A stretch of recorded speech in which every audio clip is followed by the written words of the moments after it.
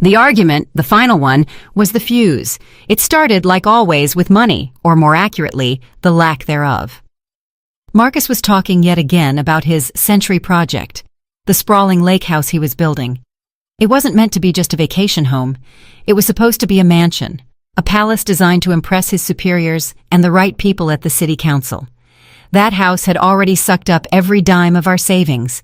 Then came the credit cards and personal loans. Now it turned out we had a new set of immediate debts.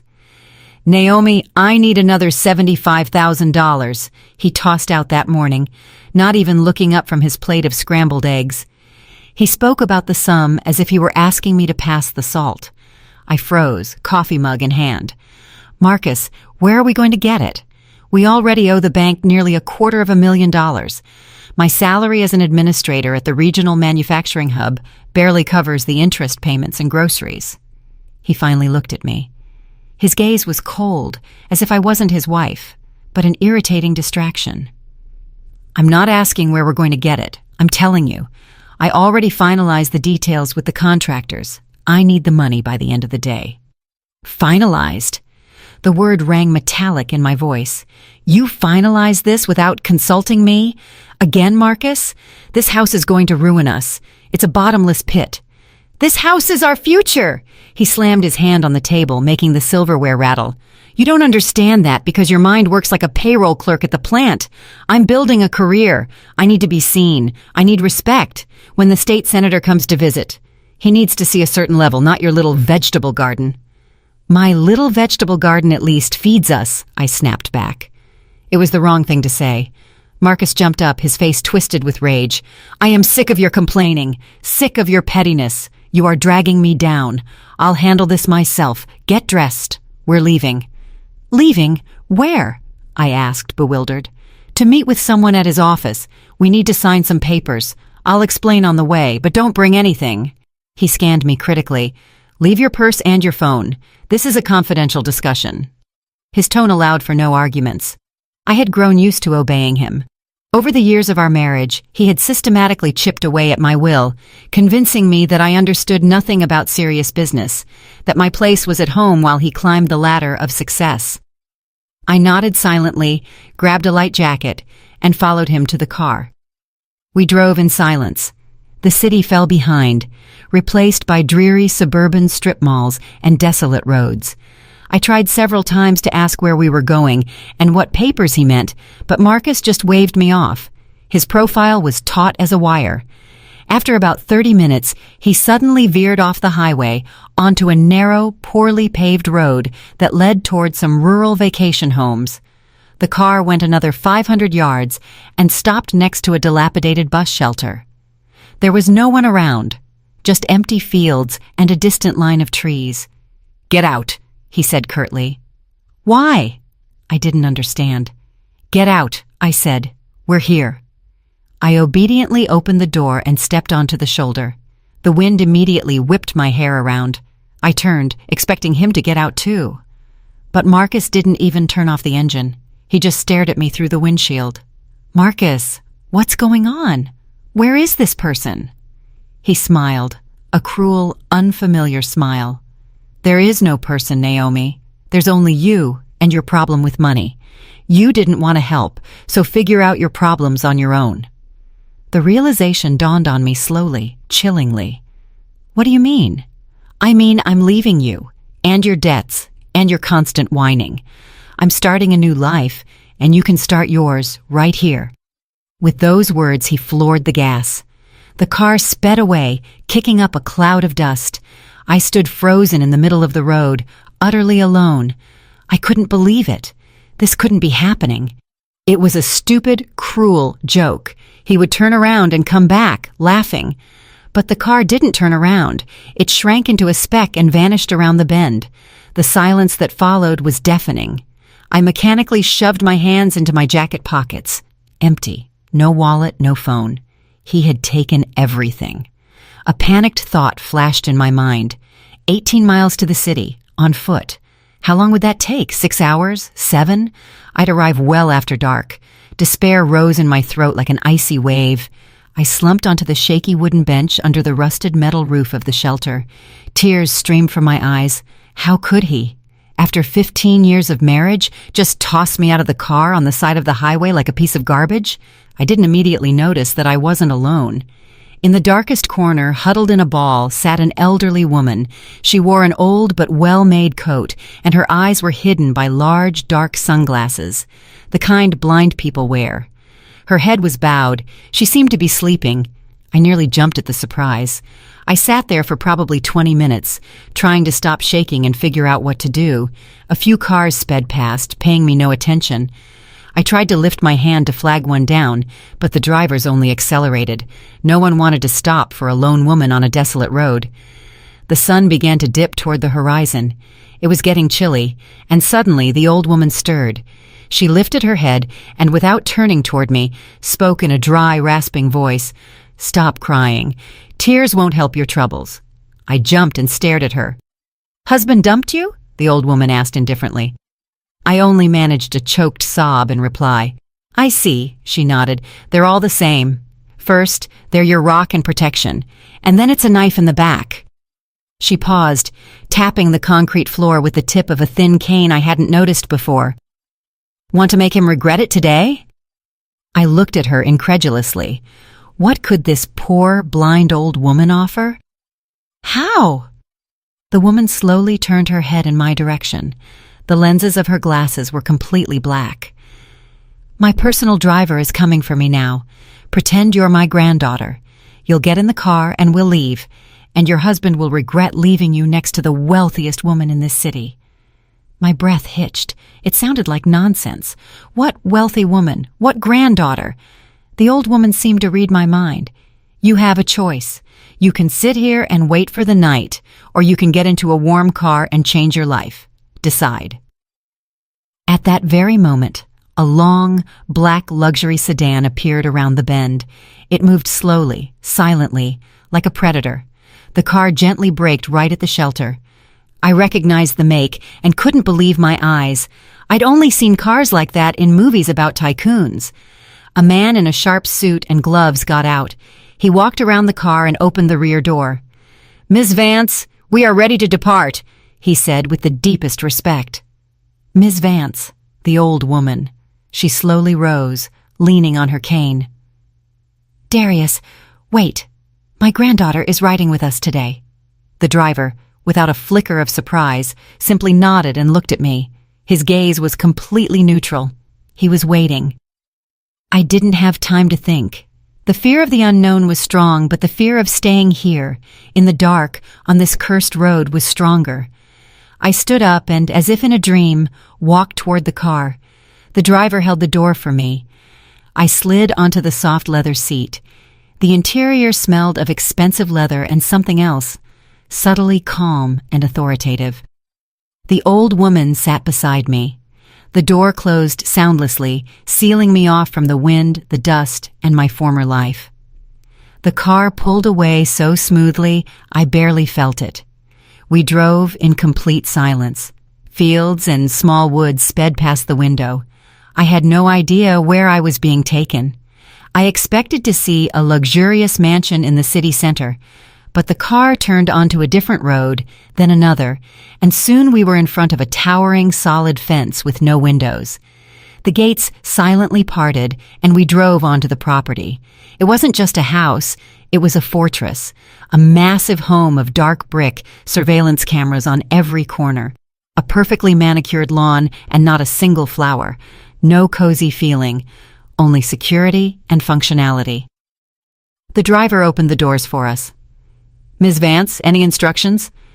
"You're free, Darius. I'll call you if I need you." We went inside. The interior was as stark and impersonal as the outside. A huge hall, expensive but austere furniture. Not a single photograph on the walls. "Come in," the old woman said, pointing her cane toward the living room. I walked over and sat on the edge of a stiff sofa. The old woman remained standing in the middle of the room. She stood motionless for several seconds, and then she did what I absolutely did not expect. She removed the dark sunglasses and looked at me. Her eyes were not blind. They were incredibly vibrant, sharp and piercing, intelligent, cold, all-seeing eyes. "My name is Eleanor Vance," she said in a completely different, authoritative voice. "And you, Naomi Sterling, are 38 years old and you work as an administrator at the steel mill. Your husband's name is Marcus Sterling. He's 42. He's a minor official in the city council aiming for higher office. All correct?" I was paralyzed. I couldn't utter a word, only managed a nod. "That's good." Eleanor Vance walked to the bar, poured a glass of water, and held it out to me. "Drink. You'll need your strength." I took the glass with trembling hands. Where do you know all this? And why were you pretending?" Eleanor Vance smiled faintly. "In this city, I know everything about everyone who matters, or who thinks they matter, and I was pretending because it's useful. People aren't afraid of the blind, and they say things in front of them that they'd never say to someone who can see. I often sit there observing, listening. Today, I got lucky. I saw an interesting performance." She settled into the armchair opposite me. "Your husband is a parasite, a petty, ambitious, and foolish parasite. He took on enormous debt to build a showy house and throw dust in the eyes of important people, and now he decided to get rid of you and your apartment to pay for it. Am I right?" I nodded again. The apartment. It was my parents' apartment, the only thing that was truly mine. "I will help you," Eleanor Vance stated firmly. "I will give you everything you need, clothing, a phone, the best lawyers. We will get your apartment and your good name back, but it won't be free." "What do you want in return?" I whispered. "You will owe me. You can consider it a favor or a debt. You'll decide that yourself. When the time comes, I will ask for a favor in return. But for now, you will do exactly what I tell you. Deal?" I looked into those hard, unblinking eyes. I knew I was making a deal with the devil, but the devil was offering me salvation, while the husband who had sworn to love me had left me to die on the roadside. "Deal," I said. Eleanor Vance nodded, satisfied. She seemed not to have doubted my answer for a second. At that moment, something clicked in my mind. A memory that my brain, frightened and humiliated, had blocked until now. A picture of the last seconds at that bus stop.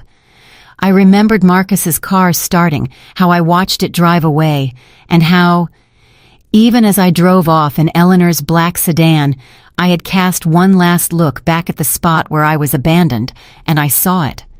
Marcus's car hadn't left. It was parked about 100 yards farther down the road, hidden just around the curve. He hadn't just driven away. He had stopped. He was watching. He was observing me, making sure I was left alone, helpless, and in complete despair. He hadn't just wanted to abandon me. He wanted to savor my humiliation to the last drop. Only when another car arrived and picked me up did he finally leave. A cold horror, far stronger than despair, pierced me. This hadn't been an argument. It hadn't been an impulsive act. This was a planned, cold-blooded, cruel performance where I was assigned the role of the victim and he, the audience. The realization burned inside me, displacing the tears and confusion. In their place came a cold, ringing rage. The glass in my hand trembled, and a few drops of water fell onto the expensive upholstery. I didn't even notice. My entire being was focused on one single thought. He didn't just abandon me. He enjoyed my suffering. Eleanor Vance watched the change in my expression with undisguised approval. "That's better," she said, and there was something akin to satisfaction in her voice. "Hatred is much better fuel than self-pity. You can travel far on it." She pressed a button on a small remote control lying on the table. A minute later, a woman in a severe gray dress, looking like a housekeeper from an old film, silently entered the room. "Estelle, show Naomi to the guest room. Let her take a shower. Prepare clothing, undergarments, everything she needs. Size 10, I believe. And bring us dinner here, to the living room. Something simple." Estelle nodded, didn't even glance at me, and said, "Follow me, please." I silently got up and followed her. The guest room was as large and impersonal as the rest of the house. In the bathroom, on the snow-white shelves, were new unopened bottles of shampoo and shower gel. A new toothbrush lay ready. On the bed, clothing was neatly laid out: dark trousers, a neutral beige cashmere sweater, a set of undergarments. Everything was expensive, high quality, and utterly devoid of individuality, like a uniform. After showering and changing, I felt a little better. The warm water washed away some of the shock, and the clean clothes gave me a fragile sense of control. When I returned to the living room, dinner was already set on the table: roasted chicken, salad, sliced bread, and 2 more people. One was Darius, the driver. He stood by the wall, hands clasped behind his back, motionless as a statue. The second man, about 50 years old, in a flawless suit and thin-rimmed glasses, sat in an armchair. He had the face of a man who never smiled. "Naomi, sit down. Eat something," Eleanor Vance said. "This is Mr. Josiah Wells, my lawyer. He will be handling your affairs." The lawyer adjusted his glasses and looked at me with dry, indifferent eyes. "Naomi Sterling, based on preliminary information, your husband committed an act that could be qualified as abandonment in a dangerous situation. However, proving malicious intent will be virtually impossible. He will claim you argued, you exited the car voluntarily, and he drove off while distraught. There are no witnesses, so forget that. That was merely the prelude." His words were precise and cold, like scalpel cuts. "The priority now is your property, specifically the apartment you inherited from your parents. This is your personal property, not subject to division in a divorce. He has no rights to it. But the fact that he took a step like today suggests he is ready to act unconventionally." "What should I do?" I asked quietly. Eleanor Vance interjected again. She picked up a new, still-boxed smartphone from the table. "This is your new phone. The number is clean, unregistered anywhere. Communication only through this. Consider your old number lost. It has only 2 numbers saved, Mr. Wells's and mine. You don't need anyone else." She paused. "Now go home." I looked up at her, surprised. "Why?"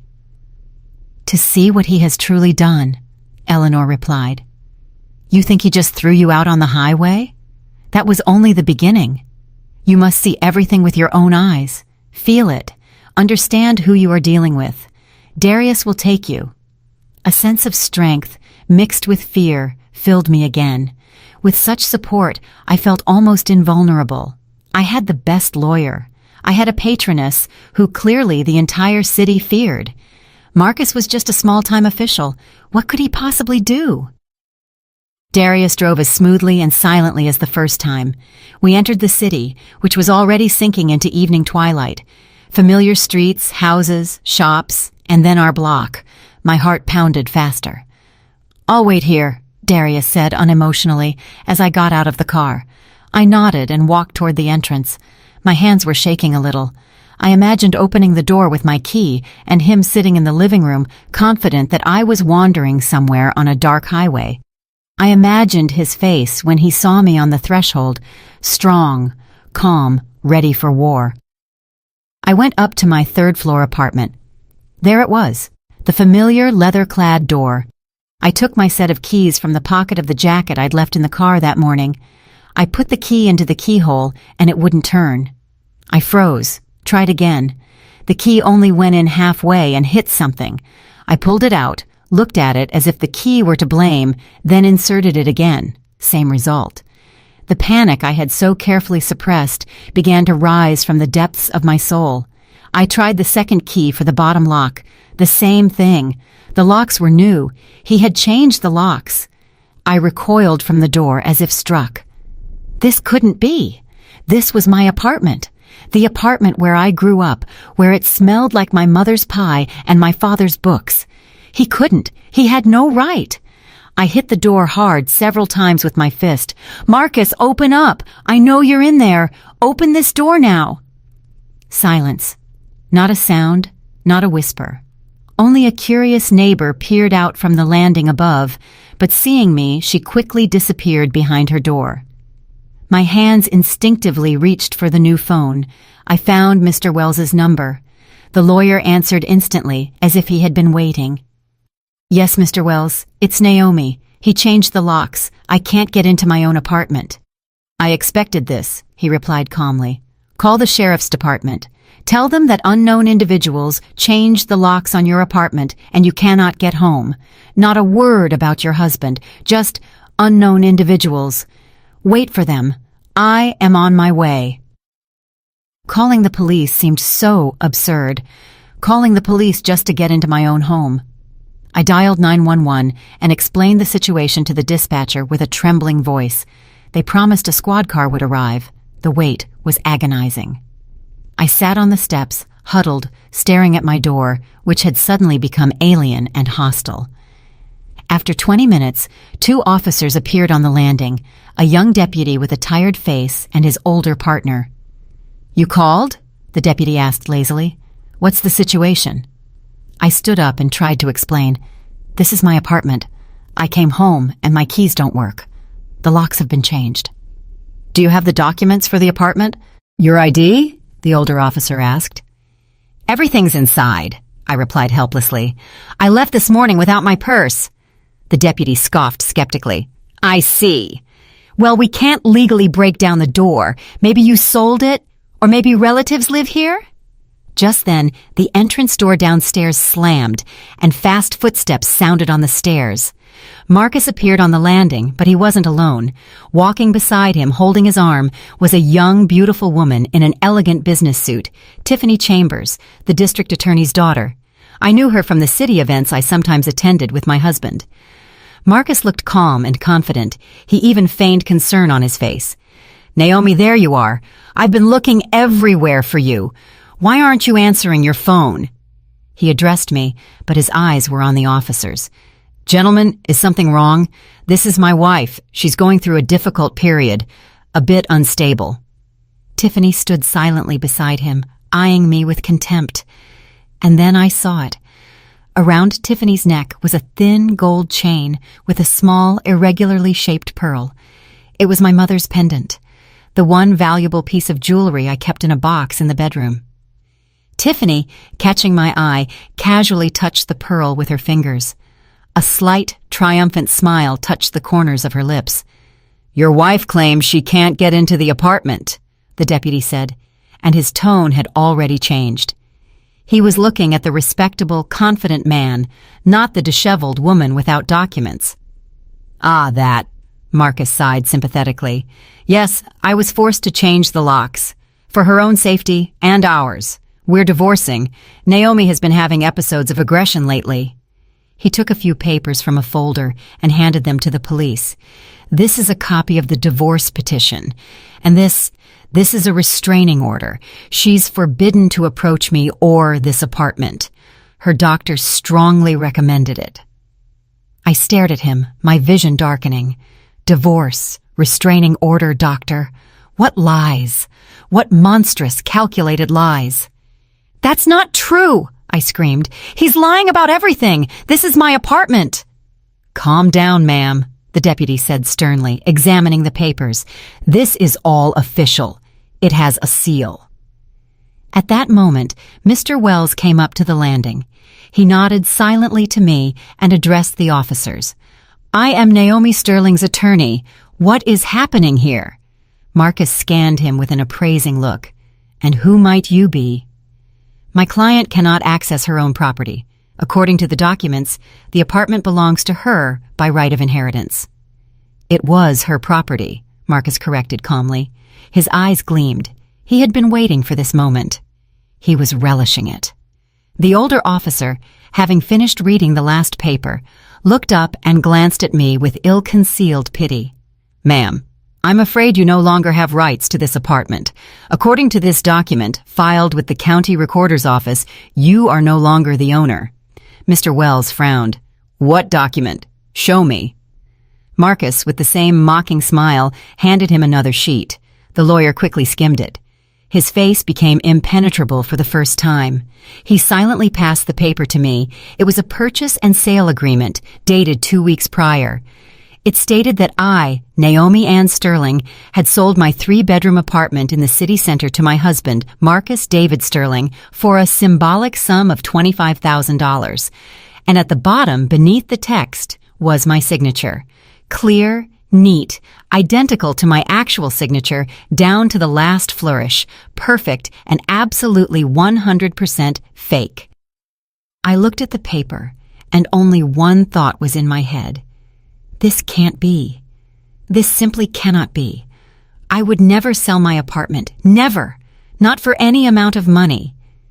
This is forgery, I whispered, unable to tear my gaze from the fake signature. Mr. Wells took the contract from me and examined it closely. Yes, it's obvious, he said without lifting his head. The signature is very skillfully done, but there are signs indicating it's not the original. Marcus sneered. Don't make me laugh, counselor. All my documents are in order, notarized. If your client had a change of heart, that's her problem. This contract has no legal force, Mr. Wells stated firmly. We will file a police report for document forgery and fraud, and I am confident that an expert analysis will confirm we are right. Go ahead and file, Marcus shrugged. That's your right. I just fear that by then your client will have nowhere to live, or anything else. By the way, gentlemen, he turned back to the deputy, I'd like to add another point to my statement. I suspect my wife stole a large sum of money from the apartment and is hiding from me. I gasped. What are you talking about? What money? Don't pretend, Naomi, Marcus cooed sweetly. You know exactly what I'm talking about. You took all my savings, every last penny, and now you're trying to run away. That's a lie, I screamed. I didn't take anything. The officers exchanged glances. The situation was getting more and more complicated. A domestic dispute, divorce, an apartment, money. They clearly didn't want to get involved. All right, folks, the deputy said. We need to file a report. Let's go down to the precinct and sort this out. I'll go with you, Mr. Wells declared. Marcus nodded to Tiffany. She took keys from her purse and opened the apartment door. Excuse me, officers, but I must leave. I have an important meeting. Marcus, call me. She shot me a look of contempt and disappeared into the apartment, leaving the door ajar. Marcus watched her go and turned to me with a triumphant smile. Well, Naomi, is this where you land? Left without an apartment, without money, and now you'll be branded a thief. Who will believe you? I have everything tied up. You're nobody. I looked at him and saw nothing but pure hatred. He had turned into a monster, a malicious, vengeful, and utterly unprincipled monster. And I suddenly realized I had lost. He had outmaneuvered me. He had destroyed me. The officers led Mr. Wells and me toward the squad car. I walked as if in a fog, feeling neither the ground beneath my feet, nor the cold, nor the shame, only emptiness. We spent several hours at the precinct, filing a report, questioning, explaining. It was all useless. The police were clearly siding with Marcus. They asked me leading questions, pressured me, tried to confuse me. Mr. Wells tried to object, but they wouldn't listen to his arguments. Finally, in the early morning, they let us go. I left the precinct completely shattered and drained. Mr. Wells silently led me to his car. I'll take you back to Ms. Vance, he said. We drove the whole way in silence. I stared out the window, seeing nothing but my defeat. I had nowhere to go. I had no money. I was homeless. And what was worse, I was powerless. Marcus had stolen everything from me, even my identity. At Eleanor Vance's house, I was met with reserve. Estelle showed me to my room and silently brought me breakfast. Eleanor Vance summoned me only after lunch. She sat in her armchair like a queen on a throne. There was neither sympathy nor regret in her eyes, only a cold, assessing gaze. "Well, Naomi," she asked, "did you finish playing the victim? I gave you every opportunity to fight, and what did you do? You allowed yourself to be destroyed." I said nothing. I didn't know what to say. "Do you understand that you are now nobody?" Eleanor Vance continued. "Homeless, jobless, with a ruined reputation. Your husband did everything to destroy you. And I must admit, he succeeded. What should I do? I asked quietly. What should you do? Eleanor Vance sneered contemptuously. Sue, file a claim in court. Prove that the purchase and sale agreement is fake. Demand an expert analysis. Hire detectives. It's long, expensive, and most likely useless. Your husband has everything locked down. You'll waste a year of your life and a heap of money, and in the end, you'll accomplish nothing. But what should I do then? I cried out in desperation. Fight, Eleanor Vance cut in. But not in court. All's fair in love and war. Reputation is the most valuable thing you have left, and it can be used. Marcus wants everyone to think you're an alcoholic and a thief. Fine. We will make sure everyone sees who he really is. How? Publicly? He's playing politics. He wants to be a respected man. Then we will attack his reputation. We will make his name synonymous with corruption and deception. But how can we do that? He has everything locked down. No one will believe me. Belief is irrelevant, Eleanor Vance replied. What matters is that people talk about it. What matters is that his name is on everyone's lips. What matters is creating a public outcry so massive that even his patrons can't protect him. She paused, looking at me with her piercing eyes. Tomorrow, there's a charity gala downtown. All the city's elite will be there. Politicians, businessmen, officials, and your husband is giving a speech. That's your chance. What do I need to do? You need to go there, Eleanor Vance replied, and ask him just one question, publicly, in front of everyone. And that question must be one he cannot answer. What question? You'll find out, Eleanor Vance smiled. Now go get ready. Estelle will give you a dress. You must look flawless. You must show everyone that you are not broken. You must be a queen. I left Eleanor Vance's study with a sense of vague unease. I didn't know what awaited me. I didn't know what I was supposed to do, but I knew one thing. I would no longer be a victim. I would fight. Estelle did bring me dresses. Evening wear, elegant, perfectly fitted. She also did my hair and makeup. When I looked at myself in the mirror, I didn't recognize myself. Before me stood a different woman, strong, confident, ready for battle. Darius drove me to the building where the gala was taking place. People in evening attire were milling around the entrance. Music played and camera flashes popped. I got out of the car and, head held high, walked toward the doors. I felt as if I were walking a tightrope, aware of the gazes of hundreds of eyes. People recognized me, whispered, and looked back, but no one dared to approach. I entered the hall and froze. The luxurious decorations, the crystal chandeliers, the exquisite appetizers. It all seemed like a backdrop from someone else's life. I saw Marcus. He was standing on the stage, surrounded by important officials and businessmen, speaking into a microphone. His face shone with smug self-satisfaction. I began to make my way toward the stage. People parted before me as if I were a ghost. I could feel my heart pounding in my chest. I had to do this. I had to ask that question. Marcus finished his speech, and the hall erupted in applause. He came down from the stage and headed toward the exit. This was my chance. I intercepted him right at the door. "Marcus," I said loudly. He flinched and turned around. Seeing me, he was speechless for a moment. His face twisted with fury. "What are you doing here? How did you get in?" "Tell me, Marcus," I said calmly, looking him straight in the eyes. "Where did you get the right to sell my mother's apartment?" Silence fell over the hall. All eyes were fixed on us. Marcus went pale. He tried to say something, but the words caught in his throat. And then, as if from nowhere, Tiffany stepped between us. She grabbed Marcus's arm and pulled him aside. "Don't pay attention to her," Tiffany said loudly, addressing the crowd. "She's drunk. She doesn't know what she's saying. She has a mental disorder." She pulled her phone from her clutch. "See for yourselves." She pressed a button, and the sound came from the phone's speaker. The sound of a drunken, slurring voice. My voice. An image appeared on the phone screen. I saw myself. I was sitting at a table at some party. I was drunk. I was laughing, mumbling something, and incoherently singing some song. The video had been filmed a few weeks earlier at my nephew's birthday party. I remembered that evening. I had too much wine, but I hadn't done anything wrong. I was just having fun. Tiffany stopped the recording. "See?" she said, looking at the crowd. "She doesn't even remember what happened last night. What makes you think she knows anything about paperwork?" A silence fell over the hall, but this was a different silence.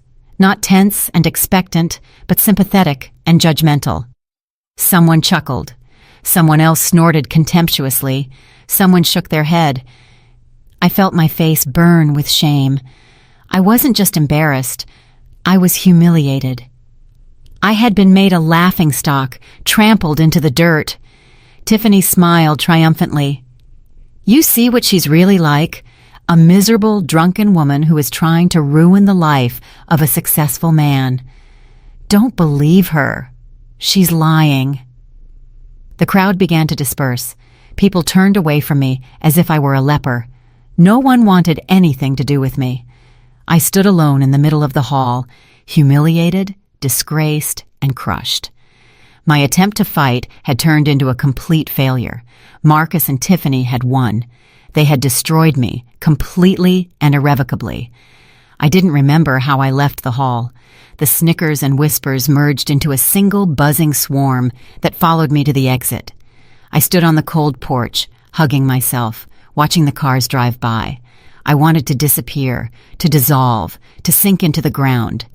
At that moment, the familiar black sedan stopped silently beside me. Darius got out, opened the back door, and simply looked at me. No words, no questions. He just waited. I silently got into the car. We drove the whole way to Eleanor Vance's estate in complete silence. I stared out the window at the city lights, but only saw my reflection in the glass, a woman in an expensive dress with smeared makeup and empty eyes. Eleanor's plan had failed. No, I had failed it. I was a victim again, only this time a public one. The next morning brought new blows. First, my boss from the plant, Mr. Thompson, called me. His voice was dry and official. "Naomi Sterling, good morning. Due to the current situation and the public scandal that could damage our company's reputation, management has made a decision. You are on indefinite suspension without pay." "But Mr. Thompson, that's not true." I tried to object. "It's all slander." "I don't know," he cut me off, "and I don't want to know. We run a serious business, not a place for family disputes. The documents will be sent to you by courier. Goodbye." The line went dead. I was fired, politely, legally, but it was a termination. I tried to call my only close friend who worked in the same department as me. The phone rang, but no one picked up. An hour later, a short text arrived. "Naomi, sorry, can't talk right now, and please don't call me again. I have a family and kids, and I don't need problems." I had become a pariah. Marcus and Tiffany had turned me into a social outcast overnight. Eleanor Vance summoned me only that evening. She was furious, but her anger was not directed at Marcus. "You're weak," she spat out as soon as I crossed the threshold of her study. "I put a weapon in your hands, and you let him knock it out of your grasp and use that same weapon to beat you. You stepped into the ring and gave up after the first punch." "But what could I do?" I whispered. "She showed that video." "You should have been ready for it," Eleanor interrupted. "Didn't you know your husband? Didn't you know what kind of treachery he was capable of? The lawsuit for signature forgery is now an empty threat. Mr. Wells has already found out everything. The experts in our city are bought. They will conclude that the signature is genuine. They'll say you signed the contract while in an incapacitated state, and now simply don't remember it. That video is the perfect confirmation. The case will be closed before it even opens. You lost." Eleanor's words were ruthless, but fair. I sank into the chair, feeling completely powerless. All paths were blocked. The court, the police, public opinion, everything was on Marcus's side. "So, this is the end?" I asked hollowly. "For the week, yes," Eleanor replied coldly. For those who fight, no, think. There must be something he didn't account for, some small detail, some document that he couldn't fake, something that will prove your undeniable right to that apartment. I closed my eyes, trying to focus. I went through everything related to the apartment in my memory, and suddenly an image flashed into my mind, the old blue folder.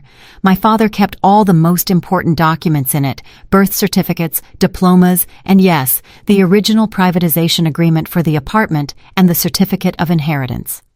The originals, with live signatures, seals, and watermarks. Marcus couldn't fake those documents. I have it, I said, opening my eyes. The originals, the genuine contract and the certificate of inheritance. With those, any lawyer can prove the purchase and sale agreement is a sham. Where are they? Eleanor asked immediately. At our old family cabin in Willow Creek. My father always kept the most important papers there. He didn't trust city apartments. He said they were easier to steal from there. Good. Eleanor nodded. This is a chance, but we must act quickly and quietly. No one must know you're going there, especially your husband. That very night, I set out. Darius drove me to the outskirts of the settlement and dropped me off. You have 2 hours, he said. Then I will be waiting in this exact spot. If you don't show, I leave. Eleanor Vance does not like it when her people get caught doing stupid things. I nodded. I walked through the dark, deserted streets of the old vacation community. Our cabin stood right on the edge of the woods, a small, rickety house where I spent my whole childhood. There was no electricity or running water here. Marcus hated the place and called it a shack. We hadn't been here in several years. The tall fence my father had built was leaning. The gate was secured with a rusted lock. I had to climb over the fence, scraping my arm painfully, but I ignored it. The fear of being caught spurred me on. The house door was also locked. I went around the house, checking the windows. One that faced the garden gave way. The old frame groaned but opened. I struggled to climb inside, inhaling the stale, dusty air. I turned on the flashlight on the phone Eleanor had given me. The beam illuminated the painfully familiar setting. The old sofa covered with a faded blanket, the bookshelf, the round table. My heart ached with nostalgia. The folder should be in my father's study, in the bottom drawer of his desk. I walked into the small room. Everything was in its place. I pulled out the heavy drawer. Inside, under a stack of old newspapers, lay the very thing, the blue folder. With hands trembling from excitement, I opened it. Everything was there. The certificate of inheritance, the privatization agreement, all with genuine seals and the signatures of my parents. I had won. With these documents, Marcus was a fraudster. I was about to leave when, standing up, I awkwardly stumbled. My foot landed on a floorboard that gave a strange crunch and shifted out of place. I froze. I shined the flashlight down. The floorboard was indeed unsecured. I had never noticed it before. Curiosity won out. I dug my fingernails under the board and managed to lift it with effort. Beneath it was a small indentation. A hiding place, and in the hiding place, a small, fireproof safe the size of a shoebox. I didn't know what to think. My father had never mentioned a safe. Maybe some old family valuables were inside. The combination lock was simple, 4 digits. I tried the year of my birth, click. My father's birth year, click. My mother's birth year, click. Nothing. Then I tried the year of their wedding, 1975. The safe opened. I shined the light inside, expecting to see money or old jewelry. But inside, there was no money, no gold. Inside lay 2 neat stacks of papers and 2 foreign passports. I picked up the passports. One photo was Marcus, the other was Tiffany. The passports were new, issued just a month ago. They were planning to run away. A chill ran down my spine. I put the passports aside and took the top stack of papers. They were some kind of permits, licenses, technical plans. I didn't really understand them, but the forms bore the seals of the City Architectural Commission. The documents related to the construction of a new shopping complex on the city outskirts, the very project Marcus was obsessed with. And then I got to the last sheet. It was the main permit for the start of construction, and in the field for the responsible person, approving the project on behalf of the steel mill supplier, was a signature. I looked closely and went cold. It was my signature, or rather, my digital copy, the one I used at work for the electronic document system. And the signature was certified with the seal of my department. The blood drained from my face and the papers shook in my hands. This was not just an escape plan.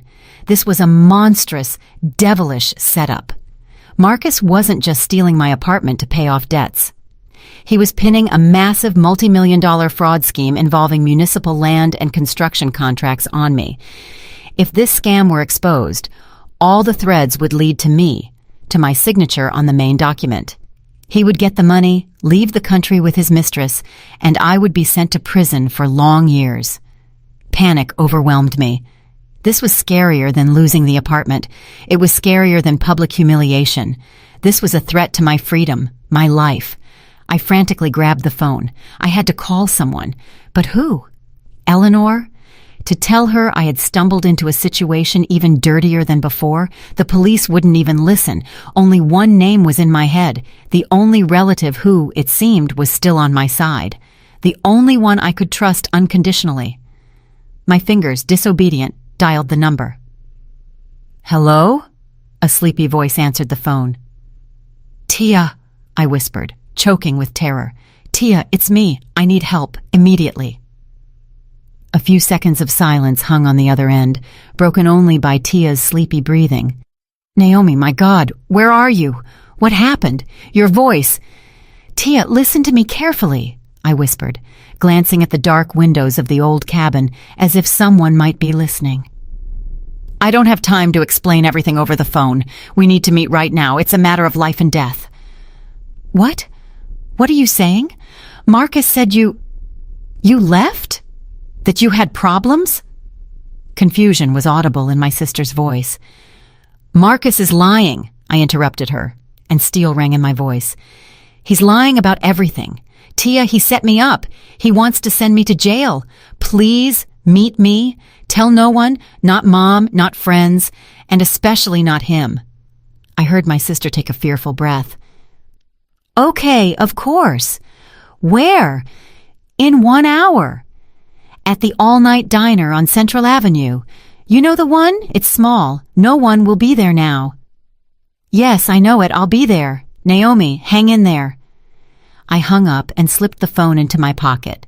Grabbing the blue folder with the apartment documents and the second, terrifying stack of fraud papers, I climbed out the window, scrambled over the fence somehow, and almost ran to the spot where Darius was supposed to be waiting for me.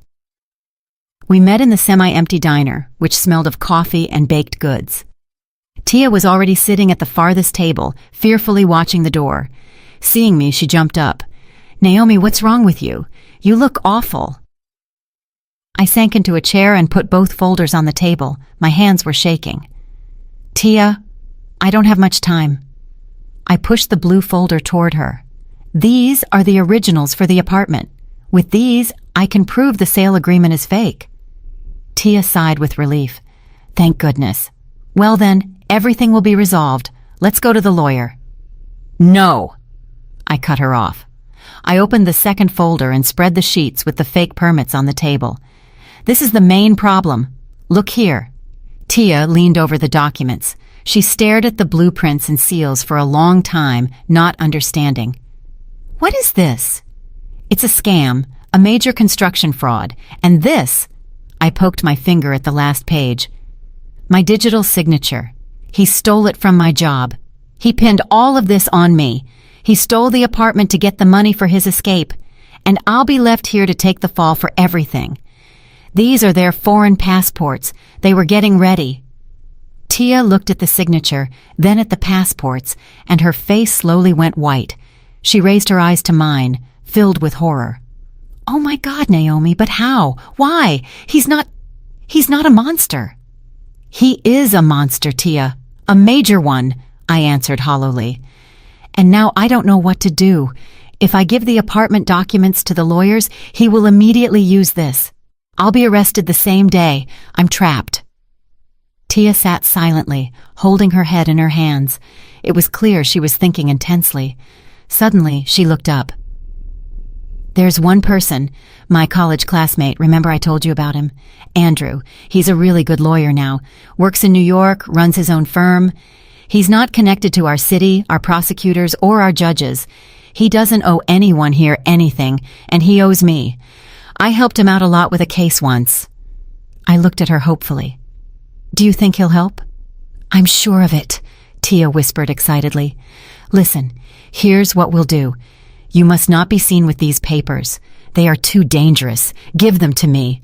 I'll call Andrew today, explain everything to him. Tomorrow morning, I'll take the first train and deliver everything to him personally. He'll start working right away, find connections to federal structures. They'll put pressure on our local guys, and they won't dare peep. And while the documents are with him completely safe, Marcus won't be able to get to them. The plan seemed reasonable. Giving the documents to an independent lawyer who wasn't connected to the city's corruption network was the only right move.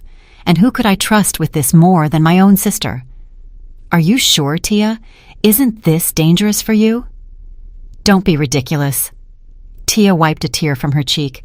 You're my sister. I won't let that jerk destroy you. Give me everything. She quickly gathered all the dangerous documents into her large tote bag. She returned the blue folder with the apartment documents to me. Keep this with you for now. Hold on to it. When Andrew gives the green light, then you use it. The main thing now is to hide the evidence. Okay, go. I'll call you as soon as I'm in New York. I felt an enormous, almost unbearable relief. A mountain had been lifted from my shoulders. For the first time in those awful days, I had real hope. I hugged my sister tightly. Thank you, Tia. Thank you, I owe you. Everything will be fine, Tia whispered, hugging me back. We'll handle this. Returning to Eleanor's estate, I was able to fall asleep for the first time in a long time.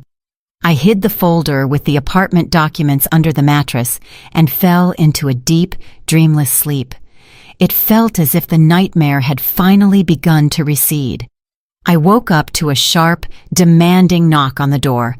Not the door to my room, but the front door of the house. It was still early morning. I heard Estelle quickly walk down the hall. Then, low male voices sounded. My heart pounded anxiously. I put on a robe and went out into the hallway. 3 men were standing in the hall, 2 in police uniform and 1 in plain clothes with a stern, determined face. Eleanor Vance was already there, in her usual severe robe, staring coldly at the uninvited guests. "What is the meaning of this?" she asked. The man in plain clothes showed an ID. "Detective Major Hayes, Federal Anti-Corruption Task Force. We have a warrant to search this house, and a warrant for the arrest of citizen Naomi Ann Sterling." "On what grounds?" Eleanor inquired in an icy tone. "On the grounds of an active criminal investigation into grand fraud and document forgery," the detective replied, and looked directly at me, frozen in the doorway of my room. "Naomi Sterling, you are under arrest." 2 officers stepped toward me. One of them twisted my arms behind my back and snapped on the handcuffs. The cold metal burned my wrists. Everything happened as if in slow motion. "We also have precise information on the location of the documents we are interested in," the major continued. "They're here." He nodded to his men, and they, ignoring Eleanor, headed straight for the guest room. A minute later, one of them came out, holding the blue folder, the very one with the apartment originals. "But how? What does this mean?" Eleanor asked the detective. "It means," he replied with a smirk, "that your guest is not so simple. Not only does she sign phony permits for multi-million-dollar construction projects, but she also keeps the original documents for the apartment she supposedly sold on her person, preparing to blackmail her estranged husband, no doubt. It all adds up." I was led toward the exit. Humiliation, fear, and complete incomprehension mixed into a bitter knot in my throat.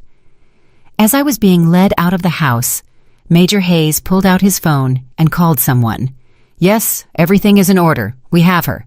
The subject and the documents are secured, thanks to our anonymous informant for the precise location. Very valuable information." I was put into the police car. As the door slammed shut, I cast one last desperate glance at the porch and froze. Detective Hayes walked out from around the corner of the house. He slowly approached a black sedan parked a little distance away. A man was waiting for him by the car, young, well-dressed, in an expensive suit. The lawyer from New York. Tia's friend. But he did not look like a man who had come to save his friend's sister. He stood, smiling confidently. The detective approached him and shook his hand firmly. Then he said something, and both men laughed. The friend nodded gratefully and pointed toward the house, toward the window I had just been led from. He was thanking the police and pointing at me, and in that moment, I understood everything. The entire terrible picture came together in my head. There was no lawyer friend. There was no rescue plan. Tia hadn't gone to New York. She hadn't called her friend. She had called Marcus. She gave him everything. She told him where I was hiding the last evidence of my innocence. She sold me out. My own sister. Why? The car started moving. I looked at the receding figure of the lawyer, at Eleanor's house, and nothing was left in my soul but a scorched, icy wasteland. This wasn't a setup. It was betrayal. The most terrible, most vile betrayal a person is capable of. The car sped through the morning streets, but I saw nothing but the emptiness ahead. My sister's betrayal was a blow from which I could not recover. It was worse than Marcus's cruelty. It was the absolute, total destruction of everything I believed in. My family, my anchor, my last hope. It was all a lie. Tia didn't just help Marcus. She became his weapon. She led him to the trail. She handed him the bullets. She helped him pull the trigger. The interrogation at the federal task force was long and humiliating. Detective Hayes acted as if my guilt was already proven. He showed me the forged documents, poking his finger at my digital signature. Confess, Sterling. It will be better for everyone. Tell us how you conspired with unidentified persons to organize this fraud scheme. Who were your accomplices at the plant? Who helped you gain access to the seals? I stayed silent. What could I say? Any word would be useless. They had already written the script, and my role in it was the criminal. The evidence was irrefutable. Here were the documents with my signature. Here were the originals for the apartment that I was allegedly hiding for blackmail. Everything looked logical and convincing. Marcus and Tia had thought of every detail. 2 days later, I was released, unexpectedly. The desk sergeant came into the holding cell and said, "Sterling, you're free to go. Bail has been posted for you." I walked out of the detention center, squinting in the daylight. Mr. Wells was waiting for me at the gate. He looked even gloomier than usual. "Eleanor Vance posted the bail," he reported curtly, opening the car door. "Get in." On the way to the now familiar Fortress estate, he brought me up to speed. "The case is bad, very bad. The charges are serious. They have the documents your sister gave them. She is the prosecution's main witness. She will testify that you personally gave her those papers, that you were in a panic and asked her to hide them. Naturally, as a law-abiding citizen, she immediately reported it to the police." "But that's a lie," I exclaimed. "A lie supported by evidence is called a fact in court," the lawyer cut in. "Your signature is on the documents. The motive, according to their version, is revenge on your husband and a desire for unjust enrichment. The case is almost 100% winnable for them. You are facing up to 10 years. 10 years. The number echoed hollowly in my head. 10 years in prison for a crime I didn't commit. Eleanor Vance met me in the living room. She wasn't yelling. She was calm, and that was scarier than any fury. "Stop crying," she said, when I broke down in sobs, unable to hold it together. "Tears won't help the case. You wanted to trust your sister? You got the result. Now stop feeling sorry for yourself. It's time to start thinking." She waited until I calmed down a little. "Court is no longer an option. We will lose. We need to approach this from another angle. Your husband orchestrated this scam because he desperately needed money. A lot of money. Not just for his escape. He owes someone, and that debt is burning his feet. We need to find out who he owes and what for. We need to find that single thread we can pull to unravel the whole mess. But how can we do that? I asked helplessly. You can't do it, Eleanor replied. But I know a person who can. She took a notebook from the desk drawer, tore out a sheet, and wrote a name and phone number on it. His name is Leonard Price. He used to be the best investigative journalist in the city. He dug up several high-profile cases. A couple of years ago, he started digging into your husband. Marcus was just starting his career in the city council back then and was already involved in some land parcel schemes.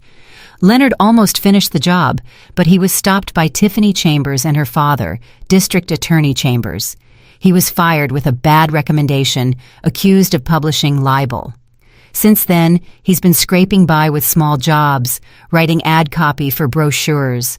He hates your husband with a burning passion, and he loves money. Call him. Tell him I sent you.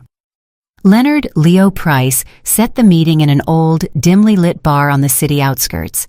He turned out to be a man in his 50s with tired but very intelligent eyes, wearing a worn tweed jacket. He smelled of tobacco and disappointment. He listened to me silently without interruption. When I finished, he looked at me for a long time and then said, I know this story. The beginning of it, anyway. I knew Marcus was a thief, but I didn't think he was capable of this. And your sister? Wow, what a family. Will you help? I asked hopefully. Eleanor Vance pays well. He smiled crookedly. And I have a loan for my daughter's college tuition, so yes, I'll help. Where do we start? With the money, I replied. We need to understand why he needed such an enormous sum so quickly. The next few days were spent working. Leo, using his old connections, dug up all of Marcus's financial secrets. We sat for hours in his tiny, smoke-filled apartment, littered with old newspapers, examining bank statements, credit histories, and transaction records. The picture that emerged was grim. The lake house was just the tip of the iceberg. Marcus had lived beyond his means. Expensive watches, suits, trips to resorts, gifts for Tiffany, all bought on credit. The total amount of debt to the banks was colossal, but even that didn't explain the urgency and the extreme risk he took. There's something else here, Leo said, peering at another statement. Look, besides the official loan payments, there are regular transfers of large sums to the same account on the same date every month. And this account is anonymous, registered to a shell company. This isn't a loan, this is blackmail. Blackmail? I repeated. Who could be blackmailing him? Someone who knows something about him that could destroy his career and life even faster than his debts, Leo mused. Something worse than theft. We need to find the owner of this account. But that's almost impossible. We hit a wall. Leo tried to trace the account through his channels, but without success. All traces were cut off. I was in despair. I went over the events of the last few weeks again and again, trying to find some kind of clue. And suddenly, I remembered a tiny, insignificant detail that I had barely noticed at the time, the day I was abandoned at the bus stop. Eleanor's driver, Darius. When he got out of the car to open the door for me, I smelled his cigarettes, sharp, spicy, very distinctive. And I saw the pack he pulled from his pocket, black with some kind of gold crest. I had never seen cigarettes like that before. I told Leo about it. It's probably silly, I said. There are no silly details in our business, he replied. Any detail can be a key. A black pack with a crest sounds like something rare, high-end. The next 2 days were dedicated to staking out Marcus. We took turns waiting in Leo's car near the city council building. It was boring and exhausting. Marcus came to work, left, met with some officials. Nothing suspicious. On the third day, I was on watch. It was evening, starting to get dark. I was sitting in the car parked across the street, drinking cold coffee from a paper cup. Suddenly, I saw Marcus leave the building. He was alone and clearly nervous. He was looking around. A minute later, an inconspicuous man in a gray trench coat approached him. They talked quickly. Marcus took a thick envelope from his briefcase and handed it to the man. The man shoved the envelope into his pocket without counting and walked away quickly. That's him. the blackmailer. I grabbed the phone to take a picture of him, but it was already too dark, and he was quickly walking away. I jumped out of the car and rushed after him, trying to keep my distance. The man in the trench coat walked to the corner, turned into a quiet alley, and stopped next to a parked car. It wasn't Eleanor's black limousine, just an ordinary dark sedan.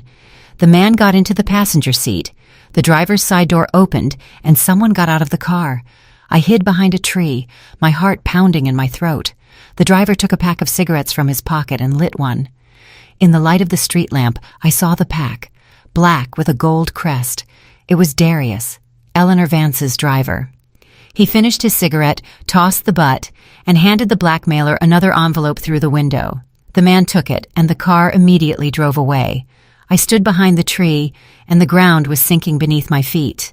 The picture that formed in my head was so monstrous that my mind refused to accept it.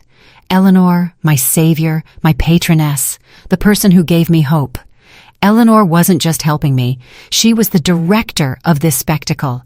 She was pulling the strings on both sides. The blackmailer who had driven Marcus to desperation and forced him into crime worked for her. The driver who, coincidentally, appeared at that bus stop and saved me was her accomplice.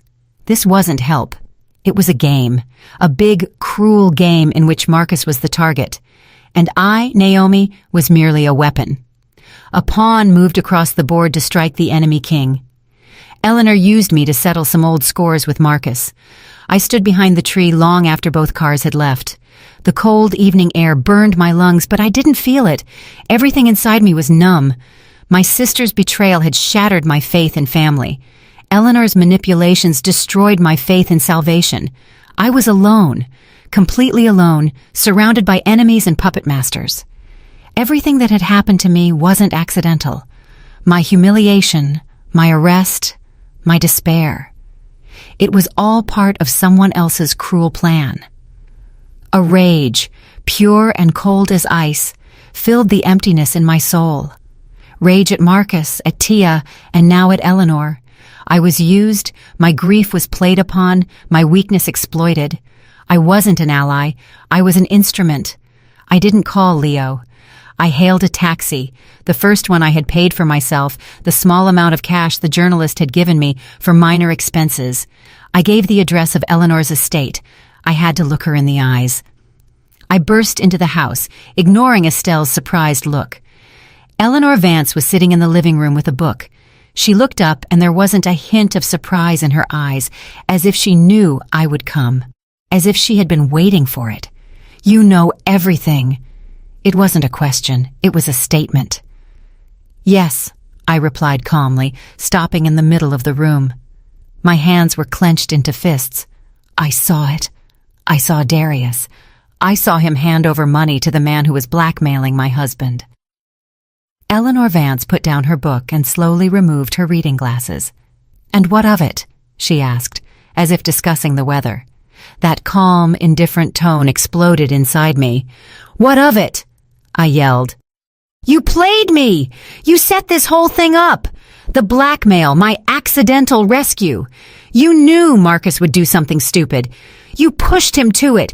You used me to destroy him?" "Yes," Eleanor replied just as calmly. She stood up and walked to the bar, pouring herself a glass of water. "And what of it? The end justifies the means. The driver is an irrelevant detail. The goal is Marcus, and you are the weapon, the most effective weapon one could find, an offended, humiliated wife. Perfect." "Why?" I whispered, feeling my strength leaving me. "Why did you do this to him, and to me?" Eleanor took a sip of water and looked at me. Something resembling a memory flickered in her eyes for a moment. "Many years ago, when your Marcus was still a junior assistant to a big shot, he helped his boss deal with a small but very promising factory, my factory, the first one I built from the ground up. They bankrupted it, took it for pennies. I lost everything. I swore that someday I would destroy them all. His boss has been rotting in the ground for years from cirrhosis. And your husband? Your husband decided he was a big man. He forgot. But I didn't." Now everything fell into place. It was revenge. Long, cold, carefully planned revenge. And I just happened to get in the way? I asked bitterly. You became the perfect instrument, Eleanor corrected me, and I gave you a chance. A chance not just to get your own back, but to become stronger. I taught you to fight. Or would you prefer to still be sitting on that bus stop crying? She was right, as monstrous as it sounded. She was right. Eleanor had transformed me from a victim into a fighter, albeit for her own purposes. What now? I asked. My voice was steady. The tears and yelling were over. Now that I know everything, you'll kick me out. You'll let them put me in jail. Eleanor smiled. On the contrary, now that you know everything, you've become even more dangerous. You're angry. You're motivated. Now you'll fight not for an apartment, but for yourself. And that is the strongest motivation. She walked to her massive writing desk, opened a drawer, and pulled out a thin folder. She threw it on the table in front of me. Your husband and his mistress have a very powerful protector, Tiffany's father, District Attorney Chambers. As long as he is in office, you have no chance. He will cover for both his daughter and his future son-in-law. All your lawsuits, all your evidence will shatter against his office door. I opened the folder. Inside were photographs and photocopies of documents.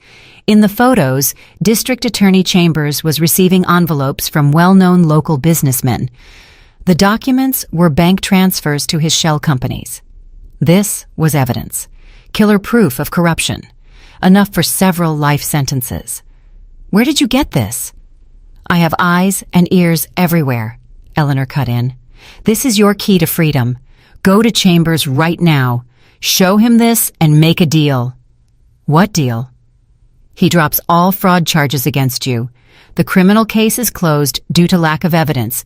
In exchange, you give him this folder and disappear. You leave the city forever. You'll have to give up the apartment, of course. That's the price for your freedom. Go. Darius will take you. This was a way out. Ugly, unfair, but a way out. To save my life, my freedom, by sacrificing everything else, my home, my job, my past. An hour later, I was sitting in the waiting room of the district attorney's office. The secretary was hesitant to let me in, but I simply said, "Tell the district attorney I have a folder for him from Eleanor Vance."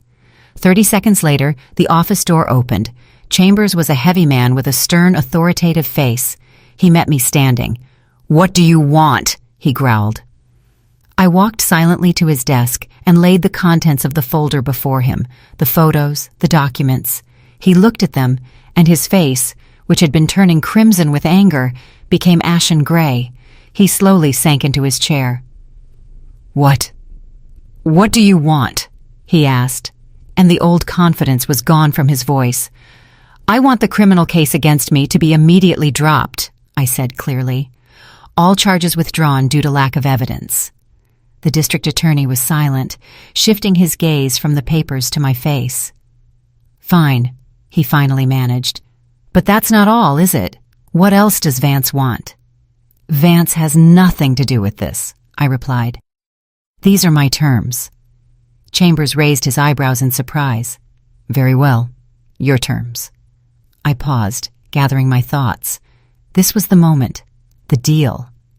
Eleanor had offered me a clear plan.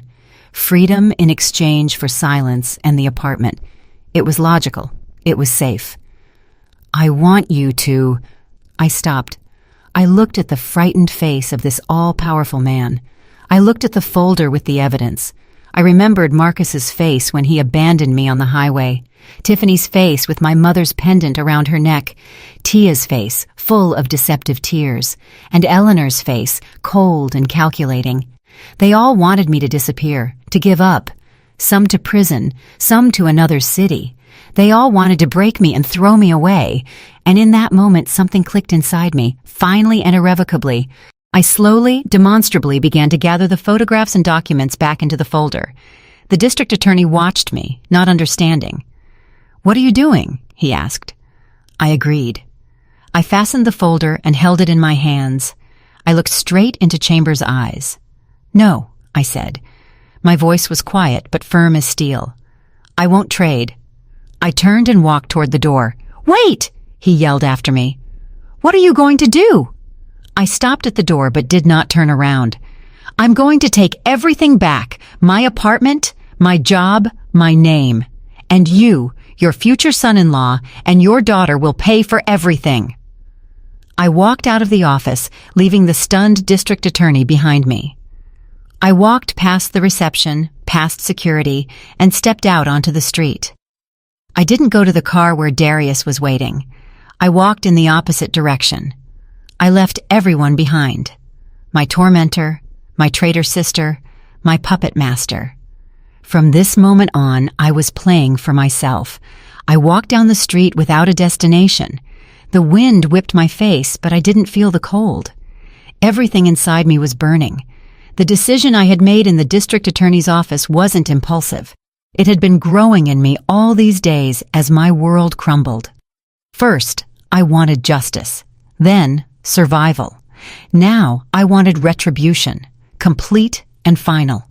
I reached the first cheap coffee shop I saw, sat at a table by the window, and took out my phone. The wad of cash Leo had given me for expenses was in my pocket. I ordered the strongest coffee and dialed his number. "Leo, it's Naomi. We need to meet right now." He arrived 20 minutes later, as always, in his worn jacket and smelling of tobacco. He sat down opposite me and looked at me questioningly. "Well, what did Vance say about your little late-night discovery?" "She confirmed everything," I answered in a level voice. "She was playing her game and offered me a deal. Give up the district attorney in exchange for my freedom and leaving the city." Leo whistled. "Now that's a turn of events. But that's a way out for you. Unfair, of course, that they'd take the apartment, but you'd be free." "I refused," I said. Leo choked on his coffee. He stared at me as if I were crazy. "You refused? Are you in your right mind, Sterling? That was your only chance." "It was her chance," I corrected him. "A chance for her to finish her revenge and toss me away like a used shell casing. I'm not playing other people's games anymore. Now I'm playing my own, and I need your help." I took the folder with the evidence against Chambers from my bag and put it on the table. "This is my ace, but I'm not going to trade it. I'm going to use it to take everything from them." Leo carefully opened the folder. His eyes widened. He quickly closed it and looked around nervously. "Do you understand that you're holding a bomb that could blow up the entire city?" "That's exactly what I plan to do," I replied. My gaze was cold and resolute. Leo looked at me and saw a completely different person, not the frightened woman he had met a few days earlier. This woman was dangerous. "What do you propose?" he asked, and there was respect in his voice. "They think they've got me cornered." I began to lay out my plan. "They're sure I'll either go to jail or run away, and they are in a hurry. They need to finalize the apartment sale and leave the country as quickly as possible before their construction scam is exposed. Their weakness is greed and haste. That's what we'll exploit." The plan was daring and risky. It required perfect execution. First, Leo, using his old journalistic skills, prepared a small news item. It appeared 2 days later in an inconspicuous column of the local business newspaper, the City Sentinel. The headline was neutral. "Foreign investors show interest in frozen regional construction projects." The text mentioned that a certain Swiss investment group, HVTA Capital, was exploring investment opportunities in commercial real estate and was particularly interested in the new shopping complex project on the city's outskirts, the very project I was implicated in. "That's not enough," Leo said when he showed me the newspaper. "They might not even notice. We need a bigger lure." "We'll have one," I replied. "Now we need to make sure this news reaches them personally, and not just news, a concrete offer." But an offer required money. A lot of money to make the bait believable. And then, something strange happened. The next day, Leo called me.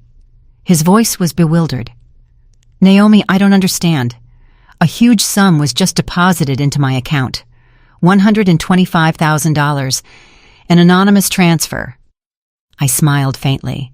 I knew who the anonymous donor was. Eleanor. I had refused her plan, but the old schemer couldn't resist seeing the finale of the play she herself had started. She had placed her bet. Now we had both the rod and the bait. Leo activated his most reliable channel for gossip, the chatty administrator of the city's most expensive beauty salon, where Tiffany was a regular. Half a day later, Tiffany knew, in strict confidence, that the Swiss investors were ready to buy out the project rights for double the price to avoid scandals with city authorities and speed up the process. And most importantly, they wanted to talk only to the original signatory from the plant, the person whose signature was on the documents. Me. Tiffany took the bait. Greed outweighed caution. The thought of snatching another gigantic payout right before their escape was too tempting. That evening, Marcus called me. His voice was tense. He tried to sound calm but failed to hide his anxiety. "Naomi, I have a business proposition for you regarding a certain project." "I don't want to talk to you, Marcus," I replied wearily, playing my role. "Listen, this is in your own interest," he hissed into the phone. "We're talking about big money, very big. Let's meet. There are people willing to pay. We can solve all our problems once and for all." We agreed to meet the next day at 7 o'clock in the evening in a private conference room at the Grand Regency Hotel, the city's most expensive and respectable hotel. They wanted to frame it as a serious business transaction. "They're caught," Leo said when I hung up. "Now we need to prepare. We'll need people to play the Swiss representatives. I have a couple of former colleagues, down on their luck actors. For a good fee, they'll play anyone." The day dragged by agonizingly. Leo and I meticulously worked out every detail of the upcoming meeting. How the investors would look, what they would say, where the recording equipment would be hidden. Everything was going according to plan. At 5 o'clock in the evening, 2 hours before the meeting, my phone rang again. It was Marcus. "Listen carefully," he said, and there was no more fake business-like tone in his voice, only a cold, authoritative command. "Change of plans." Everything inside me went cold. What happened? Nothing happened. It will be safer for everyone this way. No hotel. We're meeting somewhere else. "Where?" I asked, although I already guessed I was about to hear something bad. "You'll come to the plant," Marcus enunciated clearly. "To your old office at 7 p.m. You'll come alone. You will bring all the documents, your ID, and a notarized transfer of rights for that project in your name. The investors will transfer the money to us. We will give you your share. In cash." "But why at the plant?" My voice trembled. "It's empty in the evening." "Precisely," he replied in an icy tone. "Fewer unnecessary eyes. And don't you dare do anything stupid. Come alone. We will be waiting." He hung up. I sat with the phone in my hand, staring into space. Leo was looking at me, waiting for an explanation. "They changed the location," I said hollowly. "The plant, my office, at night." "It's a trap," he instantly realized. "They want to get rid of you. Naomi, we can't go there. We have to call everything off." I slowly raised my eyes to him. There was no fear in them, only the cold, ringing emptiness that remains after everything that could burn has burned down. "No," I said, "we won't call anything off. We'll go there. I will go." "Are you insane?" Leo jumped up. "They'll kill you." "That's what they want," I replied calmly. "They expect to see a frightened victim who comes alone to a dark, empty building, and they will see her. We're just going to change the ending of their play a little." I stood up and walked to the window. The plan that had crystallized in my head was insane, but I had no other. "Leo, we don't need your actors anymore. We need real spectators. Call the number I'm about to give you. Say that Naomi Sterling is speaking. Say that tonight at the regional manufacturing hub, a bribe transfer and a confession to grand economic fraud will take place, and that the district attorney is involved in the case." I wrote Eleanor's phone number on a piece of paper. "She'll understand what to do?" Leo asked with doubt. "She won't miss a finale like this," I smirked. "This is her investment. And now, the most important thing. I need to make one call." I took out the other phone, a simple button-operated one that Leo had bought me for secrecy. I found a voice changer app online. It was a desperate, almost theatrical move, but I had to try. I dialed Marcus's number, activated the program, setting the tone to sound like my sister Tia's tearful, hysterical voice. "Hello?" Marcus answered, irritated. "Marcus! Marcus! It's me!" I screamed into the phone with the altered voice, mimicking panic. "I'm in trouble. The police. They're asking questions about our conversation, about the documents." "What?" Marcus was clearly rattled. "Calm down. What questions?" "They're asking where I got those papers. They're talking about some kind of scam. Marcus, you promised everything would be clean. You promised to pay off my loans. You confirm it, don't you? You do confirm everything?" "Just calm down, Tia," he hissed into the phone. "Yes, I confirmed everything. All your debts are settled. The apartment is almost ours. The money will be delivered tonight. Calm down and keep silent. Understood? Don't tell them a word." "And Tiffany? And her father?" "He'll cover for us," I continued to sob hysterically. "We'll use him, and then we won't need him," Marcus threw out maliciously. "As soon as we cross the border, I'll shut him up. Don't worry. He won't be able to do anything." "That's it. Don't call me again." I pressed disconnect and saved the recording. That was all I needed. A confession to everything. Bribing my sister, the apartment scam, the fraud, and even the plans for the district attorney. At 6:45, I drove up to the plant gate. I let the taxi go and walked alone through the dark, echoing gates. The security guard at the gate, alerted by Marcus's call, silently let me through. I walked across the vast, dead territory. A light was only on in the windows of my old administrative building. I went up the stairs to the second floor. The door to my office was slightly ajar. I pushed it open and walked in. All three of them were there. Marcus, standing by the window, Tiffany, sprawled in my desk chair, and District Attorney Chambers, sitting on a visitor's chair. His massive body seemed to fill the entire space, making the already small office as cramped as a cage. "Well, look who decided to join us, the business lady," Tiffany drawled, sizing me up from head to toe. "Came alone. Good girl. Did you bring the documents?" I silently placed the folder with the notarized transfer of rights on the table. Marcus immediately snatched it, checking it greedily.